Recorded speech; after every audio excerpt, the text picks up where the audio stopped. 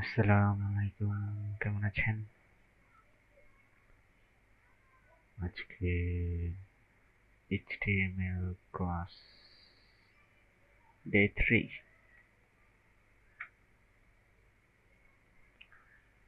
আমি এটাকে ডিলিট করি। আজকে আমাদের HTML ক্লাস ডে 3। আমি কন্ট্রোল প্রেস করে এটাকে সিলেক্ট করে ড্র্যাগ করতেছি নিচে। Select, control, drag. কপি হয়ে গেল। এটাকে আমি রিনেম করতেছি ডে 3। ওকে, এটাকে আমি ওপেন করব। রাইট ক্লিক করে open with notebook, editing notebook. Okay, আউটলাইনটা আমি আবার একটু ওপেন করি এখান থেকে। ডে 5। আচ্ছা, ডে 5 থেকে আমাদের HTML শুরু হয়েছে, তো আমি এটাকে একটু কাট করে HTML এ নিয়ে যাই। কন্ট্রোল এস দিয়ে সেভ করলাম, কন্ট্রোল ডাব্লিউ দিয়ে ক্লোজ। এটাকে মিনিমাইজ করি, এখানে নিউতে যাই। নিউতে গিয়ে আমরা একটা টেক্সট ফাইল ওপেন করে এটার সিরিয়াল নাম্বার 2 HTML এটার মধ্যে আমি পেস্ট করে দিলাম এবং এটাকে আমি দিচ্ছি সিরিয়াল নাম্বার 01, মডিউল 01। ওকে, 01 হয়ে গেছে। এখন আমার HTML এবং CSS এটাকে আমি ড্র্যাগ করে এই পাশে নিয়ে আসতেছি। এটা এই পাশে থাক। ঠিক আছে, তো আমরা গত ক্লাসে দেখানো হয়েছে self closing tag, element attributes. তো সেলফ ক্লোজিং ট্যাগ হচ্ছে স্টার্ট ট্যাগ এবং এন্ড ট্যাগের মাঝখানে যেই ট্যাগের কোনো কন্টেন্ট থাকে না, যার কারণে ওই ট্যাগগুলোর ক্লোজিং ট্যাগ আলাদাভাবে লেখার প্রয়োজন হয় না। Link tag, BR tag, H1 থেকে H6, IMG tag, address, URL, link or path, যেগুলো একটা আরেকটার সিনোনিম। তারপর হচ্ছে absolute address, relative address, trial attributes, modify child elements, parent elements, তারপর স্টাইল অ্যাট্রিবিউটস আমরা কেন ব্যবহার করি এলিমেন্টস এর ভিতরে, লোয়ার কেস ট্যাগ নেমস, এটা হচ্ছে স্ট্যান্ডার্ড। আমরা লিখে রাখি স্ট্যান্ডার্ড।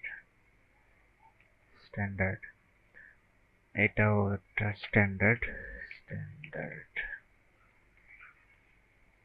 ঠিক আছে। এই লাস্টের দুইটা ম্যান্ডেটরি না, এগুলো মেনটেন করলে আপনার কোডগুলো দেখতে সুন্দর লাগবে। ঠিক আছে, আজকে হচ্ছে ডে 007। ওকে, তাহলে ওকে, আমরা একটু ওপেন করি আমাদের ব্রাউজার। এখানে আমরা W3C স্কুলে যাই এবং HTML এ যাই। তারপর আমরা ওকে, HTML এ গিয়ে যদি আমরা মাই লার্নিংস এ চলে যাই, প্রোফাইল, মাই লার্নিংস, HTML, এলিমেন্টস শেষ করেছি। অ্যাট্রিবিউটস থেকে আমরা একটু শুরু করি। ওকে, এটা এখানে থাকুক। ওকে, তাহলে আমাদের এই ডে 3, আমরা ডে 3 নতুন করে শুরু করি। কন্ট্রোল এস, আমাদের ডে 3 ফাইলটা একটু ওপেন করি। ডে 3 এখানে ওপেন হয়ে গেল। এটাকে আমরা উইন্ডোজ লেফট বাটন দিয়ে রাইট সাইডে নিয়ে যাই, এটাকে ওপেন করি। তাহলে আমরা HTML5 এর সিনট্যাক্স গুলো নিয়ে আসি। Doc type, HTML, close, HTML head, title, title close, head close, তারপর হচ্ছে বডি ক্লোজ, তারপর সবার শেষে HTML ক্লোজ করে দিলাম। এইগুলোকে আলাদা আলাদা রাখার জন্য আমরা একটু লাইন ব্রেক ইউজ করি এভাবে, এবং এইগুলোতে আমরা একটু ইন্ডেন্টেশন দেই যে এটার চাইল্ড হচ্ছে এই দুইটা, এইটা। ওকে, এখানে আমরা লিখবো হচ্ছে HTML day03। ঠিক আছে, এখন আমি যদি Ctrl+S দিয়ে সেভ করি এবং একটু রিফ্রেশ করি, HTML day03 এখানে দেখাচ্ছে। আমি এটাকে ক্লোজ করে দিলে আর একটু বড় করে শুনবে। ওকে, একটুকুই। তারপর আমরা বডির ভিতরে বলতেছি h1 ক্লোজ, মাঝখানে গিয়ে বলতেছি HTML day03। Ctrl+S, refresh. আমরা এখানে বডিকে স্টাইল করি, ইকুয়াল টু স্টাইল অ্যাট্রিবিউটস নিয়ে এখানে বলতেছি ব্যাকগ্রাউন্ড হচ্ছে ব্ল্যাক কোলন সেমিকোলন, তারপর হচ্ছে কালার, টেক্সট কালারকে কালার বলতেছি কালার হোয়াইট, সেমিকোলন ক্লোজ। এরকম আসতেছে, এবং এইখানে আমরা বলতেছি text align centre, text align centre. Ctrl+S, এই যে। তারপর এখানে আমরা বলতেছি family font, family Tahoma. Ctrl+S, straight. Okay, তাহলে ফন্ট ফ্যামিলি দিয়ে আমরা ফন্ট ফেস চেঞ্জ করতে পারবো। আমরা গত ক্লাসে বলি নাই, এটা নিয়ে আলোচনা করি নাই। তাহলে এগুলো হচ্ছে স্টাইল অ্যাট্রিবিউটস এর মধ্যে আমরা আনতেছি আজকে ট্রিবিউটস, এর মধ্যে প্রপার্টি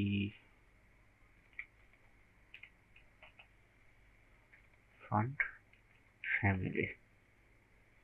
তো যেসব প্রপার্টির নামগুলো এক ওয়ার্ডের বেশি, ওগুলোর ক্ষেত্রে আমরা গত ক্লাসে বলেছিলাম যে ওগুলোর মাঝখানে একটা ড্যাশ দিয়ে ওটাকে ফিল আপ করতে হবে, না হলে এরর দেখাবে এবং ওই স্টাইলটা কাজ করবে না। ঠিক আছে, ওকে। তাহলে এই হলো অবস্থা। আমরা দেখি অ্যাট্রিবিউটসে কি বলছে। HTML attributes provide additional information about HTML elements। তাহলে আমাদের এর আগে ছিল এইটা হচ্ছে বডি ট্যাগের মধ্যে আমরা একটা অ্যাট্রিবিউটস দিছি। এই অ্যাট্রিবিউটসটা যদি আমি ডিলিট করে দেই, সেভ করি, তাহলে এরকম শো করতেছে। তো আমরা এডিশনাল কিছু বৈশিষ্ট্য বা ক্যারেক্টারিস্টিক্স বা স্টাইল বা লেআউট বা ফরম্যাট আনার জন্য, আমাদের পেজের মধ্যে আনার জন্য আমরা এই অ্যাট্রিবিউটসটা ব্যবহার করছি। ঠিক আছে, ওকে। তাহলে বুঝে গেলাম। তো all HTML elements can have attributes, তারপর এগুলো হচ্ছে অতিরিক্ত তথ্য প্রদান করে এবং এগুলো সচরাচর স্টার্ট ট্যাগের মধ্যে বসে।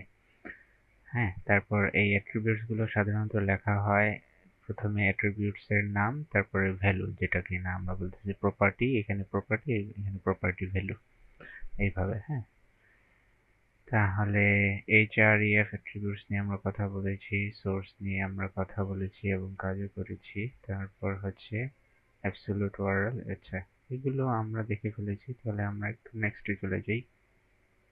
টাইটেল অ্যাট্রিবিউটস, টাইটেলের মধ্যে কি অ্যাট্রিবিউটস? আচ্ছা, টুলটিপ।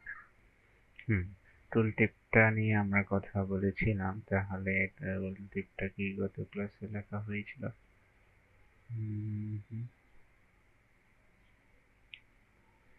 Day 6 attributes।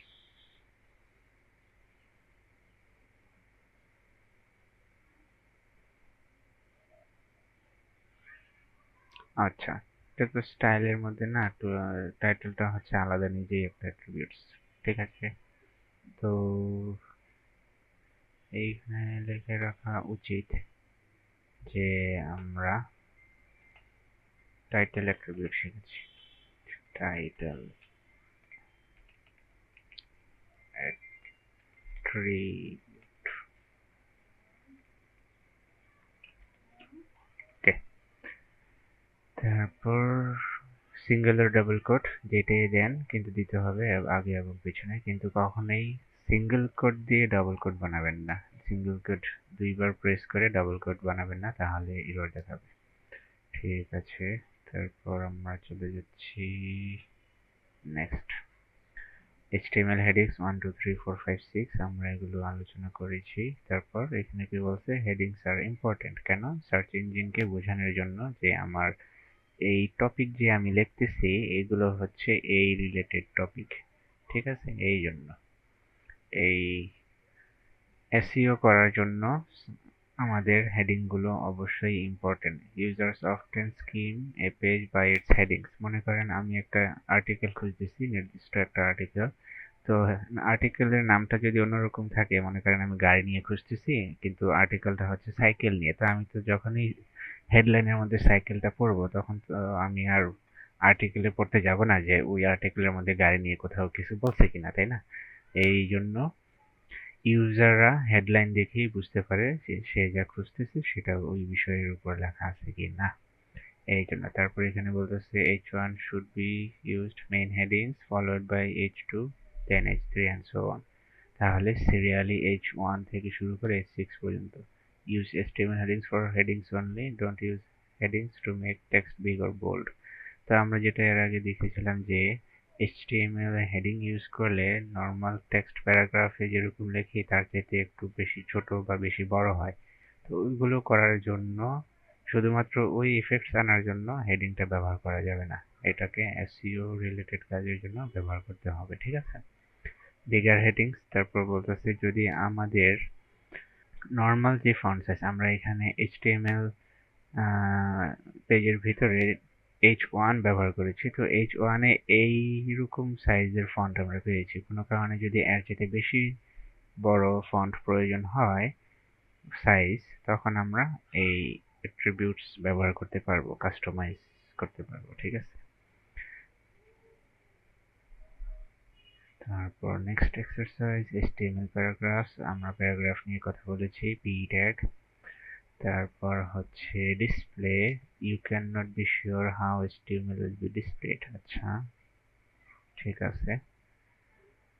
তারপর এখানে একটা জিনিস যে এইখানে প্যারাগ্রাফটা একভাবে লেখছে এবং এইখানে প্যারাগ্রাফটা আরেকভাবে লেখছে, মাঝখানে অনেকগুলো স্পেস দেয়া এই নিচেরটাতে। তো এই স্পেসগুলো এখানে কাউন্ট হবে কিনা, এই যে এখানে যদি আমরা আউটপুটে যাই, আবার ক্লিক করে দেখাই, ট্রাই ইট ইউরসেলফে ক্লিক করলাম, করার পর এখন দেখি এই যে এখানে 3টা প্যারাগ্রাফ লেখছে, একটা নর্মাল, হ্যাঁ, এখানে আপনার লাইন ব্রেক দেওয়া হয়েছে, কিবোর্ডে এন্টার প্রেস করে এরকম করে দেওয়া হয়েছে, এবং এইখানে অনেকগুলো লাইন ব্রেকের পাশাপাশি অনেকগুলো এক্সট্রা স্পেস দেওয়া হয়েছে, এবং এইখানে নর্মালি এক লাইনের মধ্যে লেখা হয়েছে, এক লাইন, ঠিক আছে? এক লাইনের মধ্যে কিভাবে বুঝলাম, এই যে আমি যদি এটাকে ম্যাক্সিমাইজ করি, এই যে এক লাইন, এখানে ডিলিট করলে পরবর্তী ওয়ার্ডটা চলে আসতেছে, তার মানে এটা এক লাইনে আছে। তো এইভাবে, তো এইগুলোর ক্ষেত্রে আমাদের আউটপুটটা কিভাবে হবে, আমরা হয়তোবা যে প্রোগ্রামার সে চাইছিল একটু ওয়ার্ড, এই লেটারগুলো প্রথম সারিতে থাকবে, তারপরে অন্য কোনো লেখা এই লাইনে থাকবে না, নতুন লাইন থেকে শুরু হবে, যার কারণে সে এখানে এন্টার দিয়েছিল। কিন্তু এটাকে আমরা রান করার পর দেখতেছি যে সব এক লাইনেই চলে আসছে, কোনো পরিবর্তন নাই, আমরা কোডে যেভাবে লিখছিলাম ওরকম না। তো ওইটাই এখানে বোঝানোর চেষ্টা করছে আর কি। তাহলে এই সব এক্সট্রা জিনিসগুলো আনার জন্য আমাদেরকে অন্যভাবে এটাকে ডিজাইন করতে হবে, সেটা আমরা আস্তে আস্তে পরবর্তীতে দেখব। কিন্তু এখন যদি আপনারা এইভাবে ফরম্যাট করতে চেষ্টা করেন ভিতরে, তাহলে আউটপুটটা ওরকম আশানুরূপ হবে না, ঠিক আছে? তারপর বলছে হরাইজন্টাল রোস, এইচআর নিয়ে কি আমরা কথা বলছি, করি নাই? তাহলে আমরা এইখানে আমাদের এই পেজে একটা এইচআর নিয়ে আসি। এই হেডলাইনের নিচে একটা হরাইজন্টাল লাইন থাকবে, ঠিক আছে? তো ওইটার জন্য আমি এইখানে এই বডি ট্যাগটাকে আরেকটু নিচে নামাই। আচ্ছা, এইখানে আমি বলতেছি এইচআর। এইচআর হচ্ছে সেলফ ক্লোজিং এমটি ট্যাগ। তো আমি লিখলাম, সেভ করলাম, এই যে এইচআর চলে আসছে। রিলোড করার পর আমার এইচআর বা একটা হরাইজন্টাল লাইন রুল আমি দেখতে পারতেছি। এটাই হচ্ছে এইচআর এর কাজ। তারপর লাইন ব্রেকস এর জন্য হচ্ছে বিআর। কোনো কারণে যদি আমি এইটার পরে বা আমি যদি এখানে একটা প্যারাগ্রাফ লিখি, পি, তারপর বলতেছি this is the third day of our HTML learning process। তারপর আমি বলতেছি আমি এখানে একটা লাইন ব্রেক দিব। লাইন ব্রেক দিয়ে আমি পরের লাইনে লিখব we are practicing HTML with Notepad। তো এইভাবে যদি আমি লিখি, আমি এখানে পিটা ক্লোজ করে দেখাচ্ছি কিভাবে শো করতেছে। কন্ট্রোল এস দিলাম, এখানে রিলোড করি, এই যে এক লাইনে চলে আসছে। তো আমি যদি চাই যে এখানে একটা লাইন ব্রেক থাকবে, ওই ক্ষেত্রে আমরা বিআর ট্যাগটা ব্যবহার করতে পারি। বিআর মানে হচ্ছে ব্রেক। কন্ট্রোল এস দিলাম, এটা সেলফ ক্লোজিং ট্যাগ।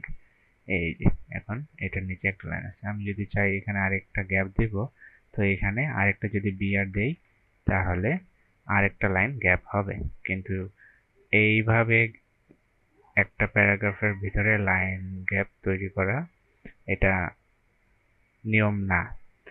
এটা শুধুমাত্র এই লাইন ব্রেক একবার ব্যবহার করার জন্যই, মাঝখানে গ্যাপ তৈরি করার জন্য না। ওইটা আমরা অন্যভাবে তৈরি করব, ঠিক আছে?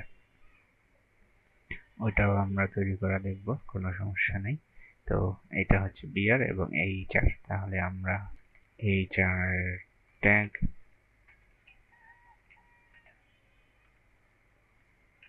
বিআর ট্যাগ, তারপর হচ্ছে শুরুতে দেখেছি h1 ট্যাগ, তারপর বিআর, তারপর হচ্ছে আজকে একটু এইমাত্র দেখলাম BR P tag. Control S. Okay, তাহলে এইগুলো দেখে ফেলেছি। এইচআর নিয়ে প্রবলেম সলভ। এইখানে এই যে পয়েম লেখছে, এক লাইনে লেখছে, অনেকগুলো গ্যাপ দিছে, কিন্তু এগুলো সব এক লাইনে চলে আসবে। এটাকে সমাধান করার জন্য এখানে একটা বিআর, দুইটা, প্রতিটা লাইনের পরপর দুইটা বিআর দিতে হবে। প্রথম BR break point break tag দিলে এই লাইনটার পরবর্তী লাইন নিচে চলে যাবে, এবং দ্বিতীয় নাম্বার ব্রেক ট্যাগটার ব্যবহার করার কারণে একটা খালি লাইন শো করবে, ঠিক আছে? আচ্ছা, সলিউশন টু দ্য এইচটিএমএল। এখানে বলতেছে এই যে কোনো কারণে যদি আমরা চাই যে আমরা আমাদের আউটপুটে আমাদের এই এইচটিএমএল ফাইলের ভিতর ফাইলগুলো বা কন্টেন্টটা যেভাবে লিখছে সেভাবেই যাতে শো করে, ওইটার জন্য আমাদের একটা ট্যাগ আছে যেটাকে আমরা বলতেছি প্রি ফরম্যাটেড ট্যাগ। তার মানে আমি এখানে যেই ফরম্যাটটা সিলেক্ট করে রাখবো, এখানে যদি আমি মনে করেন দুইবার এন্টার প্রেস করি, এই যে এখানে ওই ফরম্যাটটা শো করতেছে। তো প্রি ট্যাগ একটা বিশেষ কাজে ব্যবহার করা হয়, সেটা হচ্ছে প্রোগ্রামিং কোড শো করানোর জন্য। নর্মাল ওয়েতে প্যারাগ্রাফ এইভাবে ফরম্যাট করা হয় না, ঠিক আছে? তাহলে প্রি ট্যাগ হচ্ছে আমরা যদি কোড ব্লক শো করাইতে চাই, এবং আমরা কোড ব্লক, এই যে আমরা এইগুলো তো চাইলে এক লাইনেই লিখতে পারতাম, এক লাইনে না লিখে আমরা এন্টার প্রেস করে নিচে নিচে নিচে লিখেছি। তো এইভাবেই যাতে শো করে ওইটার জন্য এই প্রি ট্যাগ ব্যবহার করা হয়। তো প্রি ট্যাগ আমরা আমাদের আর্টিকেল কন্টেন্টগুলোকে লেআউট বা ডিজাইন দেওয়ার জন্য ব্যবহার করব না, ঠিক আছে? Pre tag.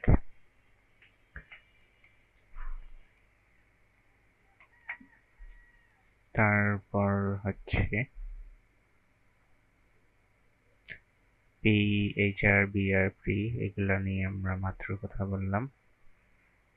এখন স্টাইল। তো স্টাইল অ্যাট্রিবিউটস এর মধ্যে হচ্ছে অনেকগুলো প্রপার্টি থাকতে পারে। তার মধ্যে আমরা কালার নিয়ে কাজ করেছি, আজকে আবার ফন্ট নিয়ে কাজ করেছি, সাইজ নিয়ে কাজ করি নাই এখনো। তাহলে আমরা সাইজ নিয়ে একটু কাজ করে ফেলি। তো আমি চাচ্ছি যে এই এই HTML লেখাটা আর একটু বড় হবে। তাহলে আমি এখানে যদি বলি size style equal to double quote close start end close, তারপর আমি বলতেছি ফন্ট সাইজ, এইখানে আমি বলবো 36 বা 48 পিক্সেল, পিক্সেল নিয়ে আমরা গত ক্লাসে কথা বলেছি যে পিক্সেলটা কিসের একক।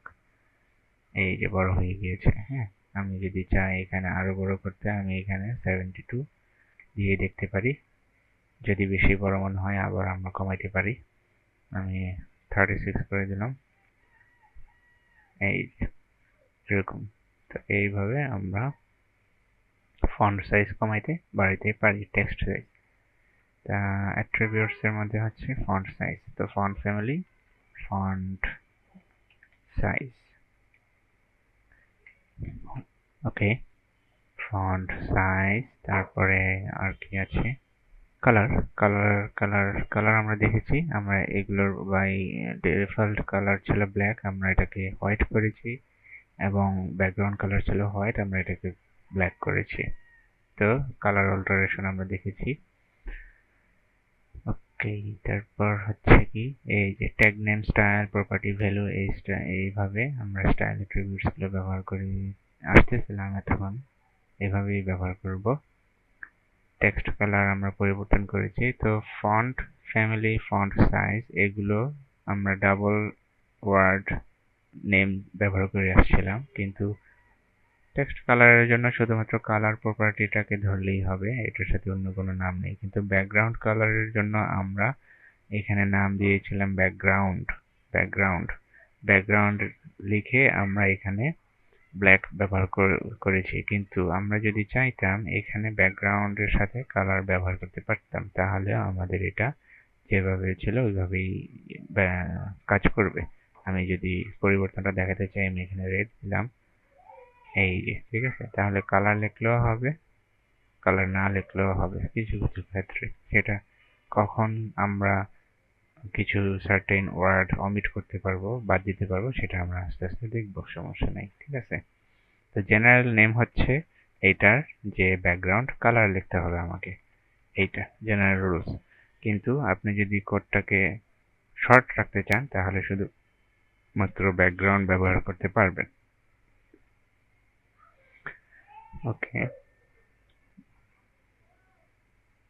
রেড, আমি এটাকে আবার ব্ল্যাক করে দিই, কন্ট্রোল এস। ওকে, ফন্ট ফ্যামিলি। তো আমরা ফন্ট ফ্যামিলি শুরুতেই পরিবর্তন করেছি। ফন্ট ফ্যামিলি লিখে এটার ভ্যালু দিয়েছি একটা ফন্টের নাম। তো আপনাকে ফন্টের নাম অবশ্যই জানতে হবে, এবং ওই ফন্টটা আপনার কম্পিউটারে ইনস্টল করা থাকতে হবে। আমার মনে নাই যে আমি ফন্ট ইনস্টল করা দেখাইছিলাম কিনা সেই কাস্টম ইয়েতে, খুব সম্ভবত দেখাইছি। তারপরে যদি না দেখাই থাকি আপনারা প্রশ্ন করেন, আমি নেক্সট ক্লাসে দেখাই দিব। ওকে, এইটা তো ফন্ট ফ্যামিলি। এই যে এখানে ফন্ট ফ্যামিলি অনেকগুলো নাম দিয়েছে। এই নাম যদি আপনারা মাইক্রোসফট ওয়ার্ড নিয়ে কাজ করে থাকেন, তাহলে এই ফন্ট নিয়ে ঘাটাঘাটি করার অভ্যস্ততা থাকা মানে এক্সপিরিয়েন্স হয়ে যাবে। তো ওই ক্ষেত্রে যে ফন্টটা আপনার ভালো লাগে ওই ফন্টের নামটা তো আপনার পরিচিতই থাকবে, ওই ফন্টের নামটা এখানে দিয়ে দিলেই হয়ে গেল, ঠিক আছে।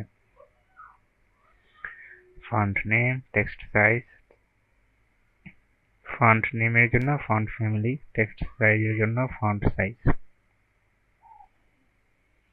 তারপর হচ্ছে টেক্সট অ্যালাইনমেন্ট। তো টেক্সট অ্যালাইনমেন্ট এইখানে আমরা ইউজ করেছি সেন্টার ছাড়া আছে লেফট, রাইট, জাস্টিফাইড। তো টেক্সট অ্যালাইনমেন্ট সেন্টার খুব সম্ভবত আমরা গত ক্লাসেও কথা বলেছি। এই যে টেক্সট অ্যালাইন, ঠিক আছে। তো টেক্সট অ্যালাইনমেন্ট হচ্ছে অনেকগুলো ভ্যালু অ্যাকসেপ্ট করে। তো তার মধ্যে হচ্ছে টেক্সট অ্যালাইন, এখানে ভ্যালু হচ্ছে আমাদের বাই ডিফল্ট থাকে লেফট, তারপর হচ্ছে সেন্টার আছে, তারপর হচ্ছে রাইট আছে, তারপর হচ্ছে জাস্টিফাই আছে। এইগুলো এক একটা জিনিস এক এক জায়গায় দিয়ে আপনারা পরীক্ষা করে দেখতে পারেন যে কোনটা কিভাবে শো করে। ঠিক আছে? আচ্ছা, তো জাস্টিফাইয়ের ক্ষেত্রে আপনাকে পরিবর্তনটা দেখতে হলে টেক্সটের পরিমাণটা একটু বেশি নিতে হবে। টেক্সটের পরিমাণটা বেশি, যে প্যারাগ্রাফটা লিখবেন ওই প্যারাগ্রাফটা আরো 2, 3, 5, 6 লাইনের হতে হবে, তাহলে আপনারা এটার পরিবর্তনটা বুঝতে পারবেন। মনে করেন যদি আমি বুঝাতে চাই, তাহলে আমি এখানে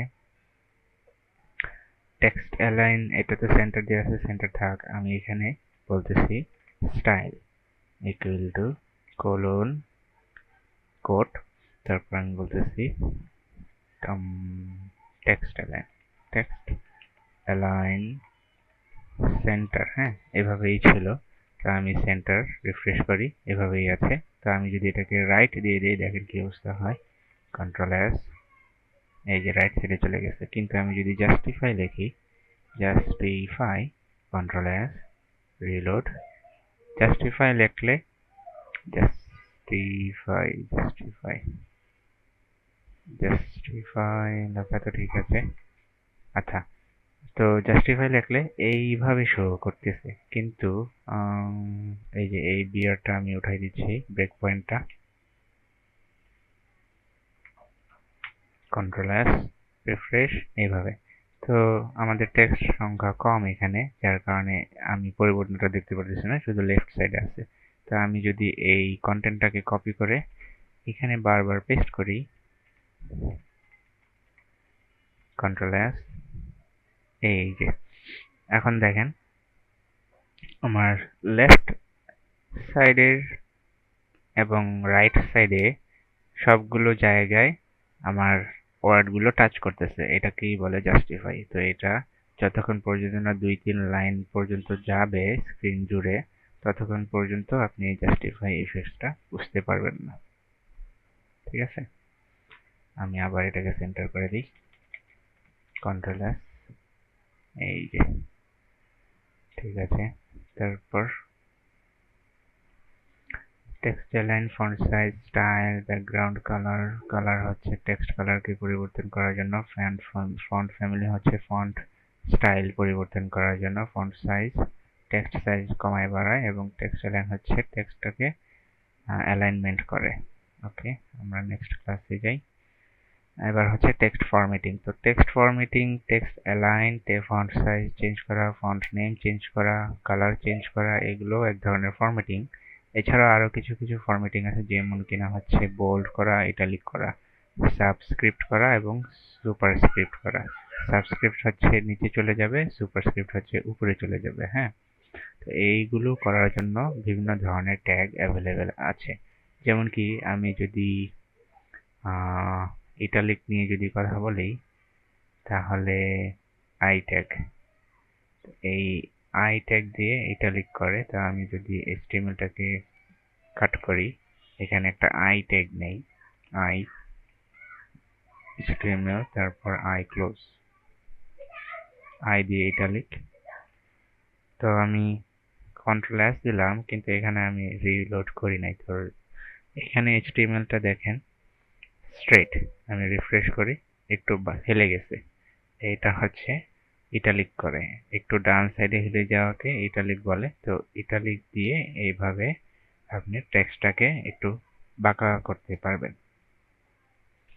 I tag, I tag, italic. Okay, control S, day I tag. তারপর হচ্ছে বি ট্যাগ দিয়ে বোল্ড, ওরকমই ভাবে বি ট্যাগ দিয়ে বোল্ড করতে পারবেন, এবং আপনি একই ওয়ার্ড বা লাইন বা টেক্সটের উপর মাল্টিপল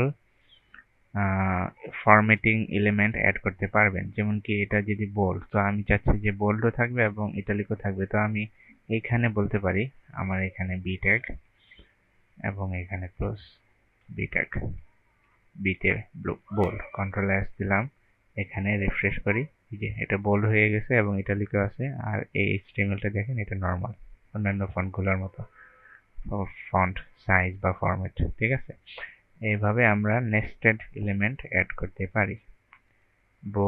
বি ট্যাগ এটা দিয়ে আমরা টেক্সট বোল্ড করি, বোল্ড। ওকে, তারপর স্ট্রং। তো আগে HTML5 এর আগে আমরা বি ট্যাগ ব্যবহার করতাম, তো বি ট্যাগ দিয়ে বোল্ড করতেছি, তো ওই কাজটাই স্ট্রং দিয়ে করে। ঠিক আছে, একইভাবে HTML5 এর আগে আমরা ইটালিক করার জন্য আই ব্যবহার করতাম, কিন্তু বর্তমানে এমফাসাইজ ব্যবহার করতেছে।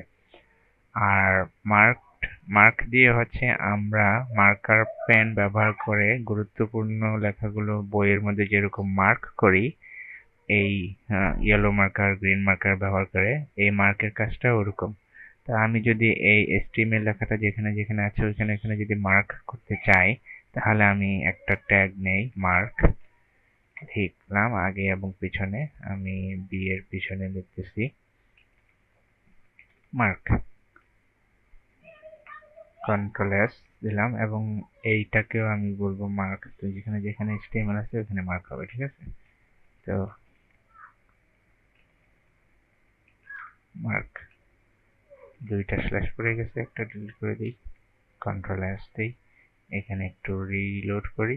এই যে বাই ডিফল্ট এই মার্ক, এটার কালার ব্যাকগ্রাউন্ড কালার হচ্ছে ইয়েলো এবং টেক্সট কালার হয়ে গেছে ব্ল্যাক।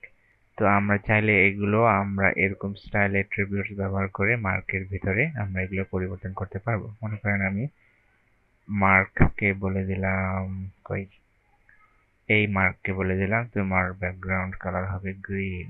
তো আমি স্টাইল ইকুয়াল টু ব্যাকগ্রাউন্ড বলতেছে হচ্ছে গ্রিন, কন্ট্রোল এস, এই যে গ্রিন হয়ে গেছে। এবং যদি কালার আমি হোয়াইট রাখতে চাই তাহলে আমি এখানে বলবো সেমিকোলন কালার হোয়াইট, সেমিকোলন, এই যে কালার হোয়াইট। তো এইভাবে আমরা আপডেট করতে পারবো। ঠিক আছে, তো এই একই স্টাইল যদি আমরা এটাতেও চাই, আমি এখান থেকে কপি করে এনে নিয়ে দিই, এই কপি পেস্ট, কন্ট্রোল এস, এই যে হয়ে গেছে। তো বোল্ড এবং ইটালিকটা পায় নাই, কারণ কি এই দুইটা ট্যাগ আমার এটার সাথে নাই, যুক্ত নাই, এই জন্য বোল্ড ইটালিক ফাংশন বা ফরম্যাট দুইটা এখানে অ্যাপ্লাই হয় নাই। ঠিক আছে, তারপর হচ্ছে স্মল। তো স্মল হচ্ছে বোল্ডের বিপরীত, বোল্ড বা স্ট্রং এর বিপরীত। এইটা ফন্ট সাইজটাকে একটু ছোট করে দেয়। ডিলিট হচ্ছে টেক্সট থাকবে কিন্তু এটার উপর দিয়ে একটা মাঝখান দিয়ে একটা লাইন চলে আসবে। তো আমি যদি এখানে দেখাই, একটা ট্যাগ নিলাম ডিলিট, DEL, এবং এটার শেষে গিয়ে বলতেছি DEL, কন্ট্রোল এস, এই যে মাঝখান দিয়ে একটা দাগ চলে গেছে, মানে এটা কাটা। প্রুফ রিডিং এর জন্য আমরা যেভাবে ডিলিট করি ওয়ার্ড ঠিকই থাকে, কিন্তু আমরা একটা দাগ দিয়ে বলি এটা এখান থেকে সরাইতে হবে, এটা ওইটা হচ্ছে ডিলিট। আর আইএনসটা কি আমরা একটু দেখি, ইনসার্টেড মনে হয়, ইনসার্টেড টেক্সট, তার মানে এটা এরকম যে এটা আগে ছিল না, নতুন বসানো হয়েছে। তাহলে আমরা এইটাকে বলি, এইটা হচ্ছে আইএনএস ক্লোজ পেস্ট কন্টেন্ট, তারপর হচ্ছে আইএনএস, ক্লোজ করে দিলাম, কন্ট্রোল এস দিয়ে সেভ করি। এখন যদি রিফ্রেশ করি তাহলে এই যে থার্ড লেখাটা আন্ডারলাইন হয়ে গেছে, আন্ডারলাইন। তো আইএনএস দিয়ে তাহলে আন্ডারলাইন করা হচ্ছে এবং এটা দ্বারা বোঝাচ্ছি যে এই ওয়ার্ডটা ইনসার্ট করা হয়েছে। তারপর হচ্ছে সাব এবং সাব, সাব দিয়ে সাবস্ক্রিপ্ট যেটা নিচে থাকে, সাব এবং সাব দিয়ে সুপারস্ক্রিপ্ট যেটা উপরে থাকে। তো আমি যদি এইখানে আরেকটা প্যারাগ্রাফ নেই, প্যারাগ্রাফ ক্লোজ করি এবং এখানে আমি বলি যে ওয়াটার কম্বিনেশন ইজ H2O। হ্যাঁ, H2O, water is formed with H2O। তাহলে আমাদের এই সায়েন্টিফিক ওয়ার্ডগুলো, সিনট্যাক্সগুলো যেভাবে লেখা হয় যে এই পাওয়ারটা থাকে নিচে, তো ওই নিচে 2 কে আনার জন্য আমরা এখানে লিখব সাব। সাবটাকে ক্লোজ করি এবং এখানেও সাবটা এন্ডিং ট্যাগ নিয়ে আসি। কন্ট্রোল এস দেই, রিফ্রেশ করি, এই যে 2টা নিচে চলে আসছে। ঠিক আছে, আবার যদি এখানে ডট দিয়ে আমরা বলি a square plus b square equal to 30 for example. হ্যাঁ, এটা লিখলাম, কন্ট্রোল এস দিলাম, এইভাবে আসলো। তো স্কয়ার সচরাচর উপরে হয়, তো এগুলোর জন্য আমাকে এখানে লিখতে হবে sup সুপারস্ক্রিপ্ট, এখানে ক্লোজ, sup ক্লোজ। তা আমি এইটাকে কপি করে এখানে বসাই দিই, এই 2 ক্লোজ, ডিলিট, কন্ট্রোল এস, এই যে a square plus b square equal to 2। তো আমি এখানে প্লাস এর আগে পরে একটা স্পেস দিতেই পারি, কন্ট্রোল এস, এই যে a square plus b square equal to 30। তাহলে এইভাবে, এবং আমি এখানে লিখলাম ম্যাথ ফর্মুলা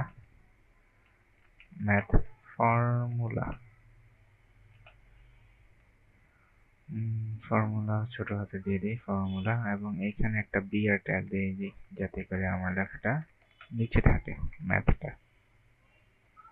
এই যে math formula a square plus b square equal to 32। তাহলে এইভাবে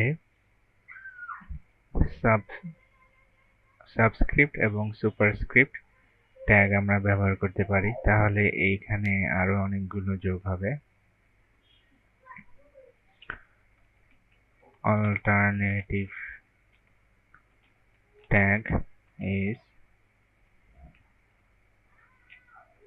em tag.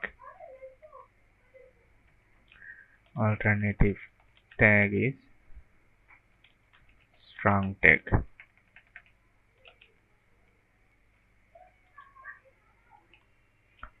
Strong tag তারপর হচ্ছে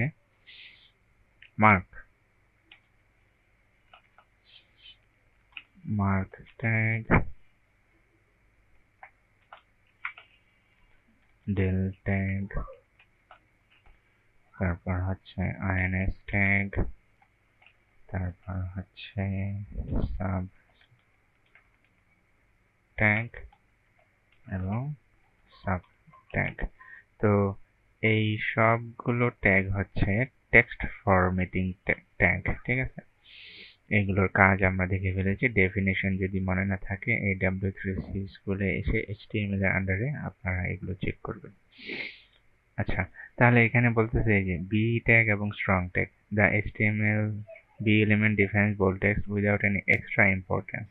আর এখানে বলতেছে strong defines text with strong importance, the content inside is typically displayed in bold। তো ইম্পর্টেন্ট স্ট্রং থাকলেও রেজাল্ট কিন্তু সেম। এই যে দিস টেক্সট ইজ ইম্পর্টেন্ট, হ্যাঁ, মানে বোল্ড হয়ে আসছে, এটা নর্মাল, এটা বোল্ড, আর এটা বি, এটাও সেম, এটা নর্মাল, এটা বোল্ড। তাহলে বাইরে থেকে বোঝার উপায় নাই যে আমি বি ট্যাগ ব্যবহার করে এটাকে বোল্ড করছি নাকি ইএম ট্যাগ ব্যবহার করে এটাকে বোল্ড করছি। ঠিক আছে, তো দুইটার কাজ একই, একটা আগে ব্যবহার করা হতো এবং বর্তমানে এমফাসাইজ বা বোল্ড মূলত আমরা ইম্পর্টেন্ট দেওয়ার জন্যই ব্যবহার করি, এই কারণে বি ট্যাগের পরিবর্তে স্ট্রং ট্যাগ ব্যবহার করা হচ্ছে, যেটা কিনা এমফাসাইজ করে। তা ওই ক্ষেত্রে ওই দিক দিয়ে বি ট্যাগ, স্ট্রং ট্যাগ এবং ইএম ট্যাগ একই কাজ করে। আমি ইএম ট্যাগটা লিখি নাই, এমফাসাইজ, এটা কোথায় লিখবো? Alternative I tag. ওকে, তাহলে আই ট্যাগ দিয়ে তো আমাদের করার কথা ছিল এমফাসাইজ। এটা কি একটু হয়েছে? Strong I tag EM tag. Okay, oh sorry, strong. আমরা স্ট্রং নিয়ে কথা বলতেছি। হ্যাঁ, তাহলে এই দুইটা বোল্ডের কাজ করে। আই ট্যাগ এবং ইএম ট্যাগ, ইএম দিয়েও এখন বোল্ডের কাজ, ইটালিকের কাজ করা হচ্ছে।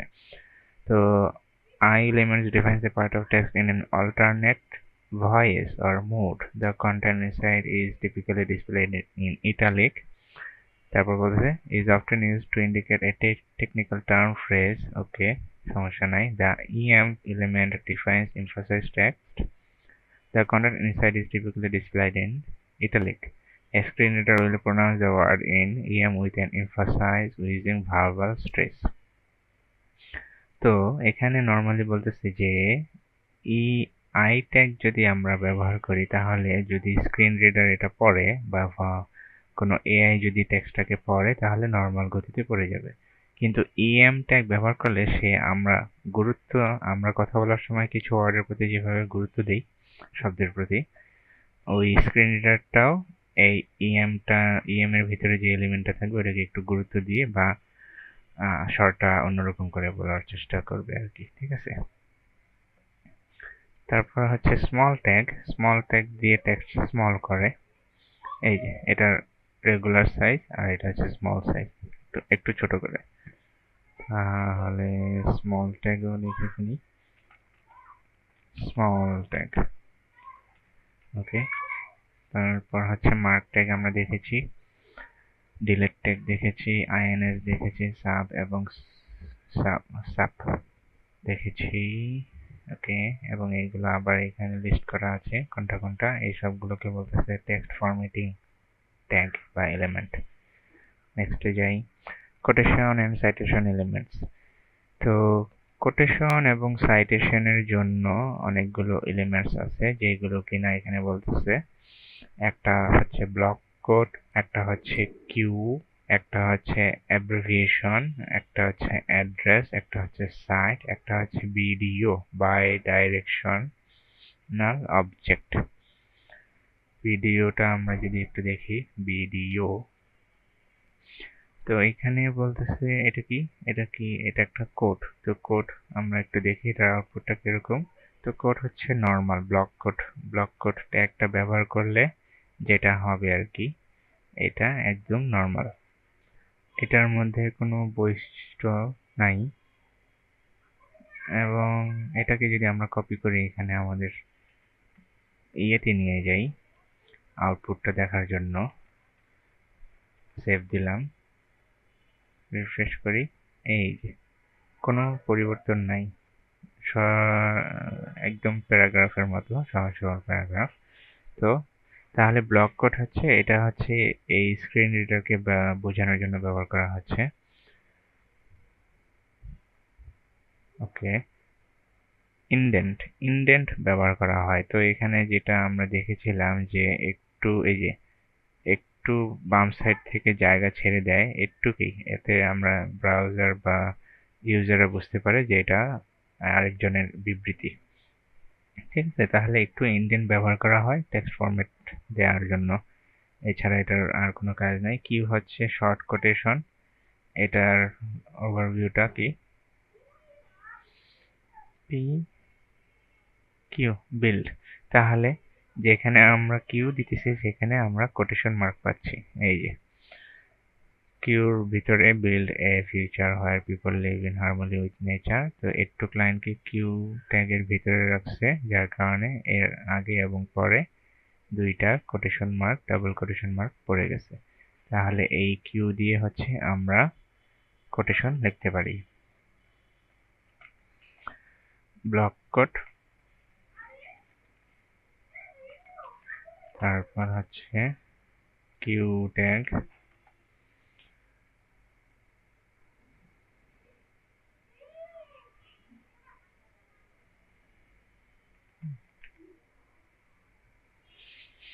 Q tag. অ্যাব্রিভিয়েশন হচ্ছে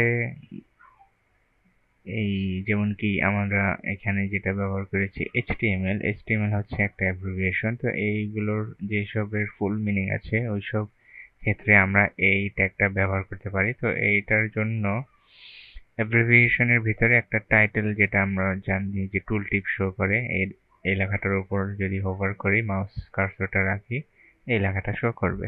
তো অ্যাব্রিভিয়েশন সাধারণত অন্য কোনো দেখায় না। অ্যাব্রিভিয়েশন হচ্ছে ডট ডট ডট একটা আন্ডারলাইন দেয়। অ্যাব্রিভিয়েশনের কারণে এই ডট ডট ডট আন্ডারলাইনটা পাবেন, এবং এই টাইটেল অ্যাট্রিবিউটটা দেওয়ার কারণে এটার উপর যদি কার্সরটা রাখি তাহলে টাইটেলের যে ভ্যালুটা সেটা শো করবে। তাহলে অ্যাব্রিভিয়েশন এই ট্যাগটা যদি আমরা ব্যবহার করি আমাদের কোনো লেখায়, তাহলে এইটা একটা dot dot dot underline show করবে, ABBR ট্যাগ। ঠিক আছে, এই সবগুলোই আমরা বিভিন্ন কাজে যখন যেটা প্রয়োজন হবে আমাদের টেক্সট ফরম্যাটের জন্য ব্যবহার করব। তারপর হচ্ছে অ্যাড্রেস নামে একটা ট্যাগ আছে, যেটা কিনা একটা ডকুমেন্টের, যেমন কিনা এটা একটা ডকুমেন্ট, এই ডকুমেন্টের অথবা আর্টিকেলের অথরের যদি আমরা অ্যাড্রেস রিলেটেড কোনো ইনফরমেশন দেই, শুধু অথরের কোনো অ্যাড্রেস ইনফরমেশন দেই, ওই ইনফরমেশনটাকে এই অ্যাড্রেস ট্যাগের ভিতরে রাখতে হবে বা রাখা উচিত। ঠিক আছে, এটা এসইওর জন্য একটু গুরুত্বপূর্ণ। তো এই অথর, কিন্তু আমরা যদি বলি যে এই ওয়েবসাইটের যে অফিস, এটা মনে করেন যদি একটা অফিসের ওয়েবসাইট হয়, তাহলে ওই অফিসের অ্যাড্রেসটা যদি আমরা ওয়েবসাইটে দেই, তাহলে ওইটা অ্যাড্রেস ট্যাগ দিয়ে আমরা র্যাপ করব না। ঠিক আছে, শুধুমাত্র অথরের অ্যাড্রেসটাকে চিহ্নিত করার জন্যই অ্যাড্রেস ট্যাগ ব্যবহার করা হয়। এটা যদি আমরা একটু এটা দেখি, আউটপুট অ্যাড্রেস এখানে লিখেছে। তো অ্যাড্রেসটা বাই ডিফল্ট অ্যাড্রেস ট্যাগটা একটু ইটালিক হয়ে যাচ্ছে, এবং এখানে বিআর ট্যাগ ব্যবহার করে এগুলোকে নিচে নিচে নিয়ে আসছে। হ্যাঁ, তাহলে অ্যাড্রেস ট্যাগটা একটু ইটালিক ফন্ট বা ইটালিক স্টাইল আমাদেরকে দিবে অ্যাড্রেস ট্যাগ। আমরা এখন যেই ট্যাগগুলো নিয়ে কথা বলতেছি, এগুলো সবগুলো একবারে দেখার পর সবগুলো মনে নাও থাকতে পারে, কিন্তু কোনটার কি কাজ সেগুলা এই ওয়েবসাইটে সুন্দর করে বলা আছে। তো যখন আপনারা প্র্যাকটিস করবেন তখন এইগুলো পড়বেন, পড়লে যেটা হবে, ট্যাগের নামটা মনে না থাকলেও কাজটা মনে থাকবে, এবং মাথায় ক্যাচ করবে যে এই নামে বা এই কাজের জন্য একটা নির্দিষ্ট ট্যাগ আছে HTML এ।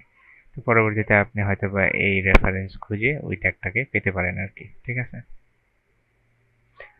এই জন্য এইগুলো প্র্যাকটিস করবেন এবং এগুলোর ডেফিনিশন এবং ইউসেজ এগুলোও জানবেন। তারপর হচ্ছে সাইট কি, ক্রিয়েটিভ ওয়ার্কের যেই নাম ওইগুলো দেওয়ার জন্য এই সাইট ব্যবহার করা হয়। তো সাইট একটু ইটালিকের মতো, এটা আপনার একটু লেখাটাকে কার্ভ করে, বাঁকা করে। এই সাইটটা ইটালিকের জন্য তো আমরা তো চাইলে আই দিয়ে অথবা এমফাসাইজ দিয়েও এটাকে ইটালিক করতে পারতাম, তাই না? তো এটার মেন উদ্দেশ্য হচ্ছে ইটালিক জিনিসটা, ডিজাইনটা আনা না। মেইন উদ্দেশ্য হচ্ছে স্ক্রিন রিডারকে বোঝানোর জন্য যে এটা একটা নাম, এবং এটা হচ্ছে একটা সেলিব্রিটি নাম। দ্য স্ক্রিম সেলিব্রিটি না, এটা হচ্ছে এই পিকচারটার নাম the scream by Edward Munch, painted in 1893। তো এটা যে একটা গুরুত্বপূর্ণ বিষয়, কারণ কি সব স্ক্রিমের আগে তো দা বসে না, তাই না? এটা একটা গুরুত্বপূর্ণ বিষয়, এই কারণে এটাকে নির্দিষ্টভাবে উদ্ধৃত করার জন্য এই সাইট ট্যাগটা ব্যবহার করা হয়েছে। তো সাইট ট্যাগ এই জন্য গুরুত্বপূর্ণ নামের আগে এটা ব্যবহার করা হয়।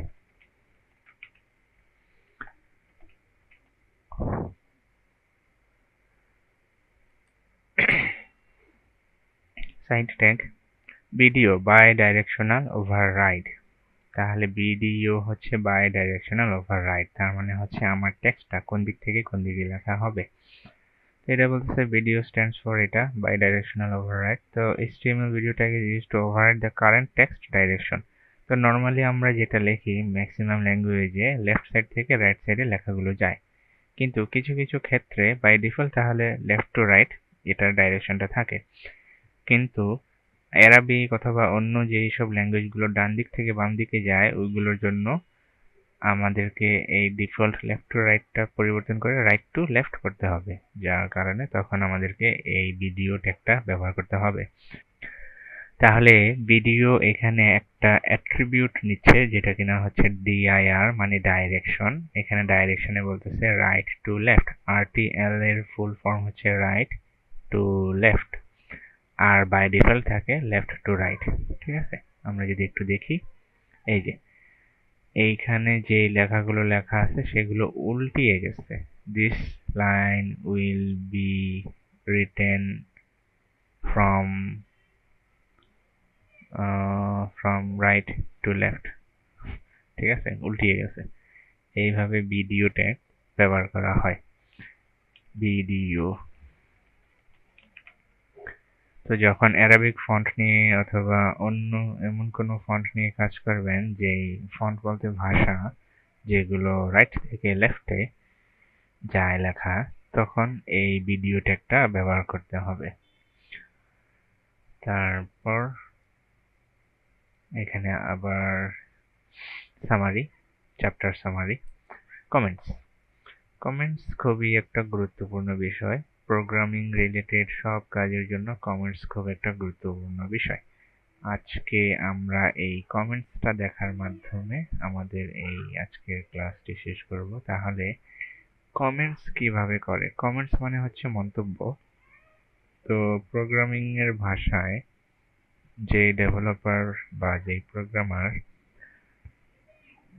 প্রোগ্রামটি লিখে, ওই প্রোগ্রামটি সহজে যাতে বোঝা যায় সেই জন্য কমেন্ট করে রাখে। এবং কোন ব্লক, মানে এখানে আমি একটু লিখছি, মাঝখানে ইচ্ছা করে এখানে একটু জায়গা দিয়েছি, তার মানে এখানের যে টপিকগুলো এটা হয়তোবা অন্য কোনো কারণে বা অন্য কোনো ক্যাটাগরিকে রিপ্রেজেন্ট করে। তো এটা আমি যদি কালকে এসে এটাকে আমি দেখি, তাহলে হয়তোবা হুট করে, যদি এগুলো মুখস্থ না থাকে, হুট করে বলতে পারবো না যে এখানে এক্সট্রা একটা গ্যাপ কেন দেওয়া হয়েছে। তো এইখানে যদি আমি লিখে রাখি যে formatting elements for emphasizing,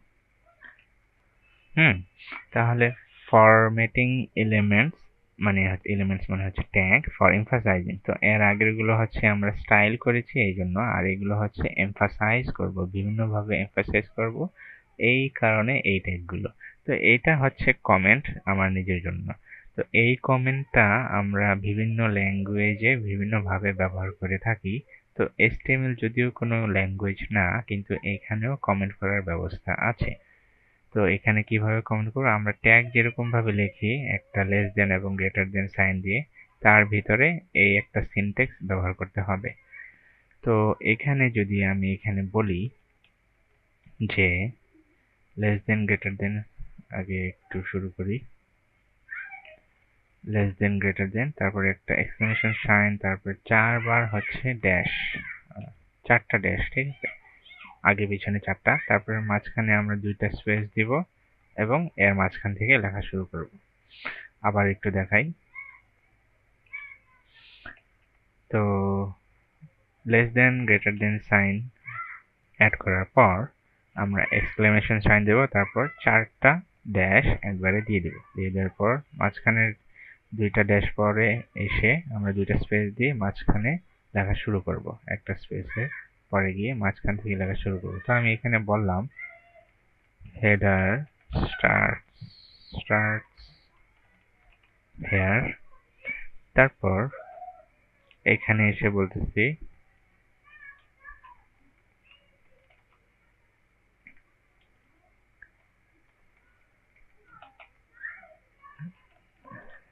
header তো না, head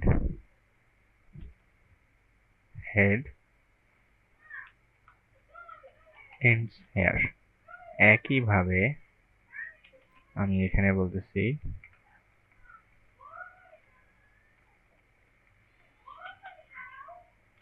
body content starts here এবং এটার শেষে এসে বলতেছি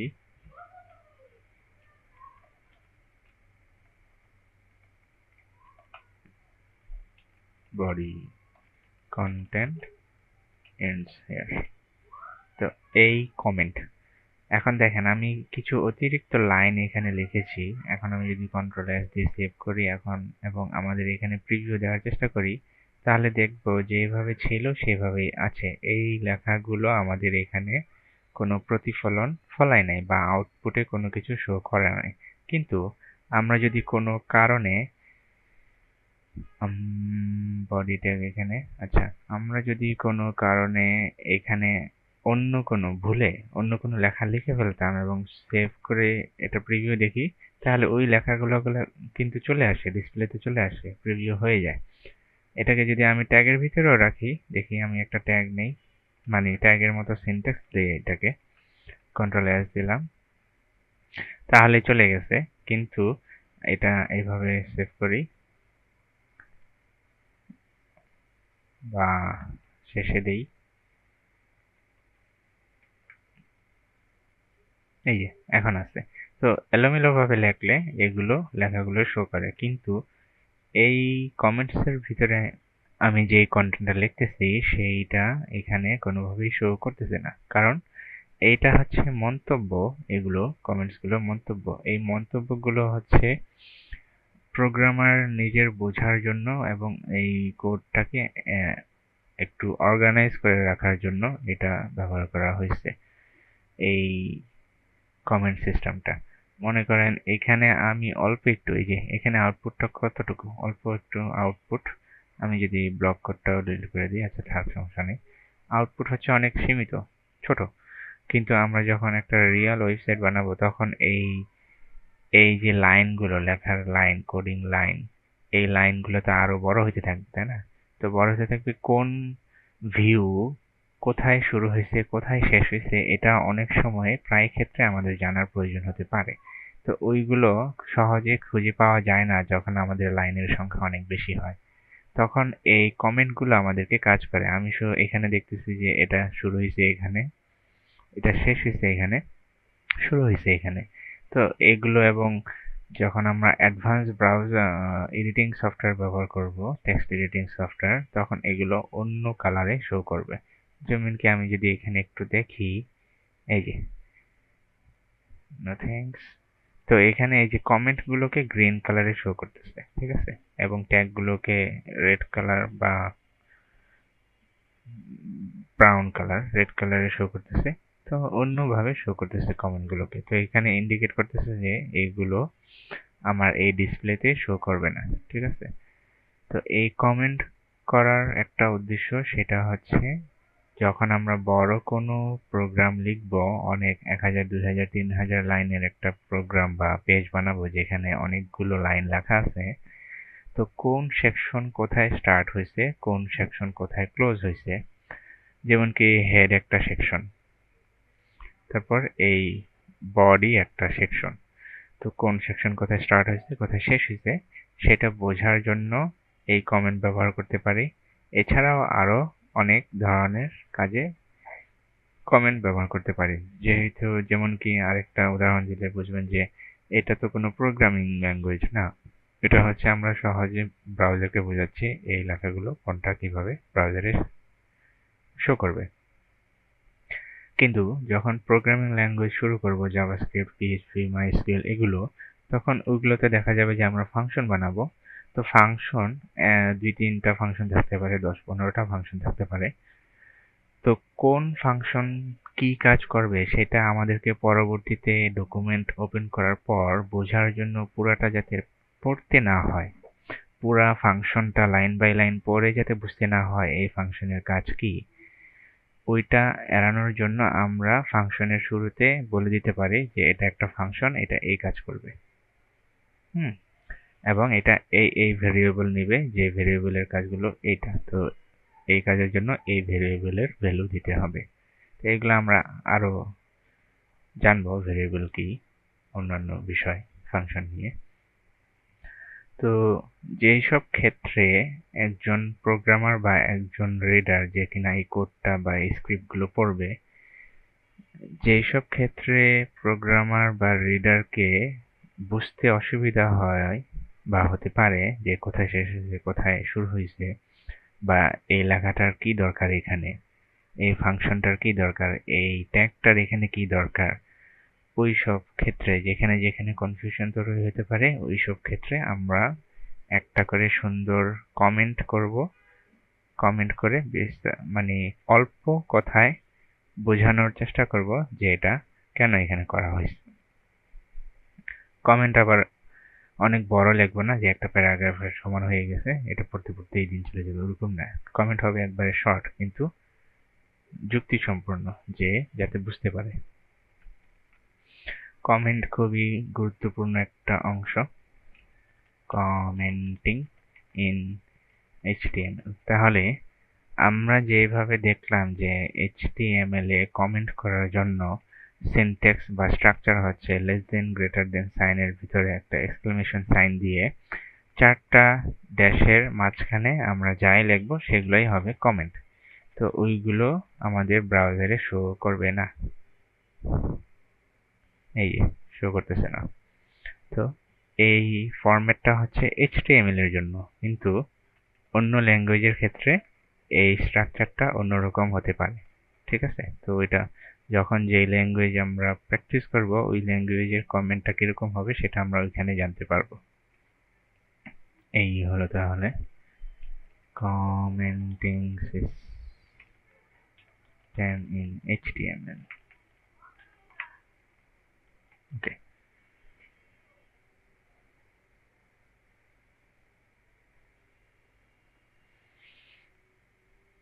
তাহলে আজকে আমরা ছোট ছোট অনেকগুলো ট্যাগ দেখেছি নতুন, যেগুলো কিনা আমাদের টেক্সট ফরম্যাটিং এর জন্য কাজে লাগবে। এবং আমরা গতকালের চাইতে আরেকটু সুন্দর করে আমাদের এই কন্টেন্টগুলোকে রিপ্রেজেন্ট বা প্রেজেন্ট করতে পারতেছি। আমি যদি গতকালকের ইয়েটাও ওপেন করি তাহলে এটা ছিল এরকম। গতকালকেরটাও সুন্দর ছিল, আমি ভুলে গিয়েছিলাম যে গতকালকেও আমি এখানে এই ব্যাকগ্রাউন্ড কালার চেঞ্জ করেছি। প্রথম দিনেরটা দেখি, প্রথম দিন, এই হচ্ছে দ্বিতীয় দিন এবং এই হচ্ছে তৃতীয় দিন। তাহলে পার্থক্যটা দেখেন। আমরা চাইলে এখানেও এরকম করতে পারতাম, এখানে ফন্ট চেঞ্জ করা হয় নাই।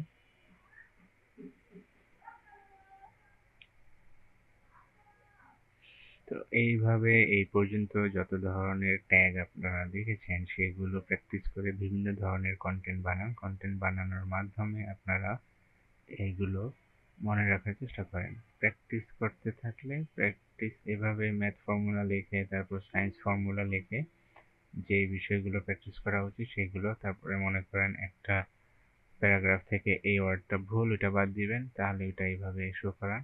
তারপর একটা অ্যাব্রিভিয়েশন, ওটা ওই ট্যাগ দিয়ে প্রপার ট্যাগ ব্যবহার করে লেখেন। এইভাবে প্র্যাকটিস করেন তাহলে ট্যাগগুলো কোনটার কি কাজ সেটা মনে থাকবে। এইভাবে প্র্যাকটিস করবেন এবং যদি একদিনে সবগুলো করতে শেষ প্র্যাকটিস করতে না পারেন একবারে এক বসায়, তাহলে অল্প অল্প করে করেন, সমস্যা নাই। গ্যাপ দিয়ে দিয়ে করেন, কিন্তু মেইন যে বিষয়টা সেটা হচ্ছে প্রতিদিন প্র্যাকটিস করতে হবে। প্রতিদিন প্র্যাকটিস করতে হবে। প্রশ্ন থাকলে ওই প্রশ্নের সমাধান এই ওয়েবসাইটের রেফারেন্স যে ওয়েবসাইট আছে এই ওয়েবসাইটে খুঁজেন, এইখানে সব কিছুর ডিটেলস বলা আছে। তারপরে যদি কোথাও বুঝতে সমস্যা হয় তাহলে প্রশ্ন করেন, সমস্যা নেই। প্রশ্ন করার সিস্টেম আমি দেখিয়ে দিয়েছি। প্রশ্ন করেন, প্রশ্ন করলে উত্তর দেওয়া হবে এবং অন্যান্যরাও উত্তর দিয়ে দিতে পারে। এবং আমি দেখাইছিলাম যে কিভাবে আমরা ব্রাউজার থেকে প্রশ্ন আমাদের সমস্যার সমাধান খুঁজে পাবো। সবগুলো হয়তো বা নাও পেতে পারে কিন্তু ম্যাক্সিমামই পাওয়া যায়। যেমন কি আমি যদি আমরা এখানে একটা টপিক এখনো দেখি না HTML এ, যদি সেটা আমরা জানতে চাই যে কিভাবে লিস্ট আইটেম তৈরি করব, বুলেট লিস্ট, যেটা আমরা ওয়ার্ডে তৈরি করেছিলাম মনে হয়, তাহলে আমি যদি লিখি how to create a bullet list in HTML, তাহলে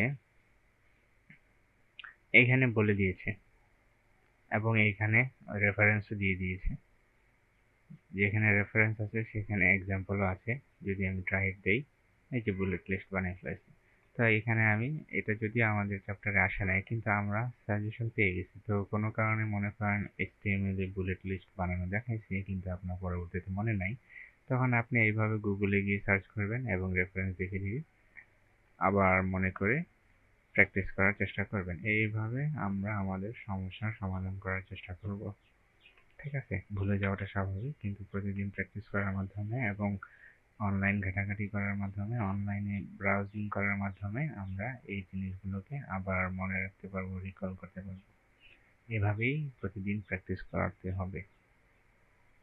ঠিক আছে, তাহলে আজকে এই পর্যন্তই। আমরা দেখা করব নেক্সট ক্লাসে। নেক্সট ক্লাসে আরো বিস্তারিত জানবো। নেক্সট ক্লাসে আমাদের কালার, তারপর CSS, লিঙ্কস, আরো অনেক কিছু নিয়ে কাজ করা হবে। ওকে।